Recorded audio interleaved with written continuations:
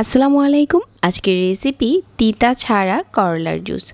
তিতা কমিয়ে করলার জুসটা আমি অনেক সহজ রেসিপিতে আপনাদের সাথে শেয়ার করেছি। করলা খাওয়া এমনিতেও স্বাস্থ্যের জন্য অনেক ভালো।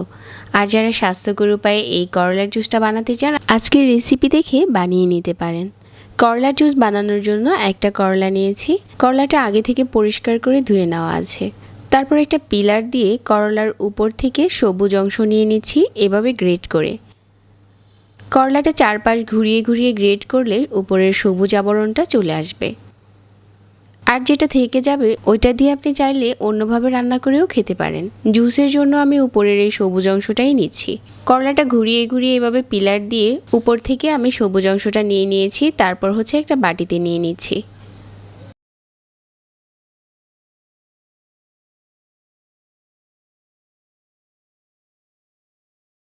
বাটিতে নেওয়ার পর এখানে দুটো কাঁচামরিচ নিয়েছি, আর কাঁচামরিচগুলোকে কুচি করে নেব। একটা নিয়েছি লেবু।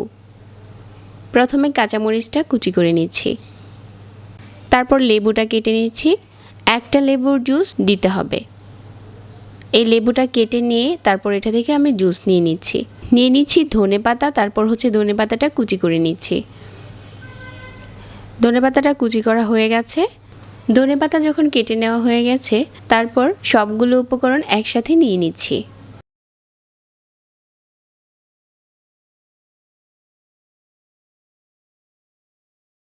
ব্লেন্ডারে যে জুসারটা আছে ওইটাতে নিয়ে নিচ্ছি। আর এখানে আমি লেবুর রসটা দিয়ে দিচ্ছি প্রথমে।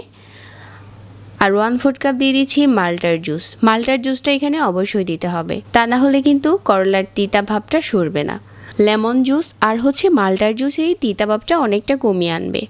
তারপর এখানে 1/4 চা চামচ বিট লবণ দিয়ে দিচ্ছি।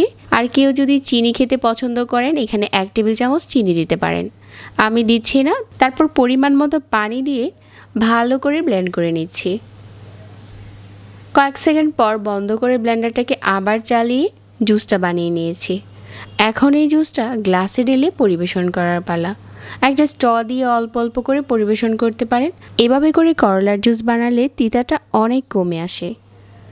আশা করছি আজকে আপনাদের সাথে করলার জুসের একটা ঠিকঠাক রেসিপি শেয়ার করতে পেরেছি। যারা এরকম করে করলার জুস খেতে পছন্দ করেন তাদের কাছে অনেক ভালো লাগবে।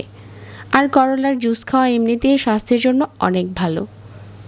আজকের এই রেসিপি দেখার জন্য ধন্যবাদ জানাচ্ছি। আর রেসিপি ভালো লাগলে চ্যানেল সাবস্ক্রাইব করবেন আর আমাদের পেজ ফলো করতে পারেন। সবাইকে আবারও ধন্যবাদ জানিয়ে আজকে এখানে বিদায় নিচ্ছি। আল্লাহ হাফেজ।